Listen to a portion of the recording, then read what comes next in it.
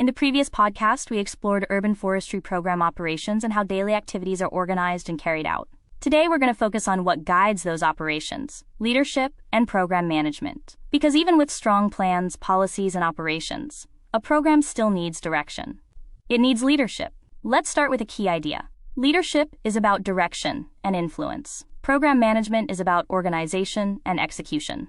Together, they determine how effective an urban forestry program will be. Now let's talk about leadership.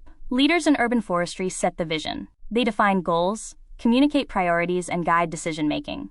They also represent the program to stakeholders, city officials, and the public. Leadership is not just about authority.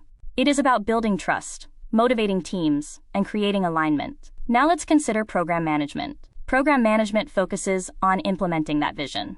It involves planning, organizing, and overseeing activities. This includes managing staff, budgets, schedules, and performance. Program managers ensure that work is completed efficiently and effectively.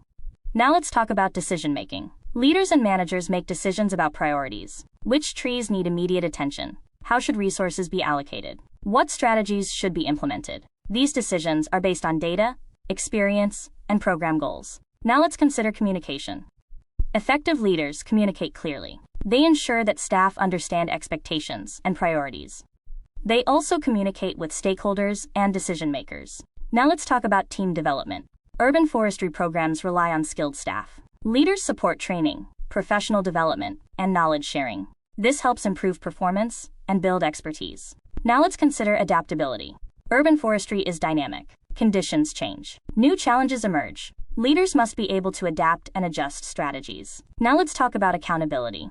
Program managers track performance and ensure that goals are being met. They use data and evaluation to guide improvements. Now let's consider collaboration. As we discussed in earlier podcasts, urban forestry involves multiple departments and stakeholders. Leaders facilitate collaboration and coordination. Now let's connect this to program success. Strong leadership and management lead to more effective programs. They improve efficiency, enhance outcomes, and build support. Now let's consider the role of professionals. Urban forestry professionals often grow into leadership roles. Understanding leadership and management is essential for career development. For the ISA Urban Forest Professional Exam, focus on leadership concepts.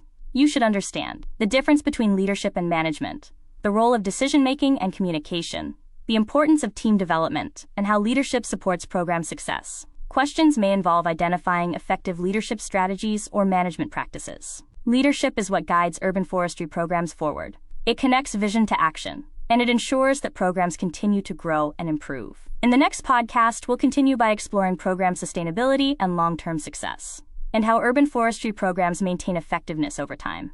You've been listening to the Arborist-podcast.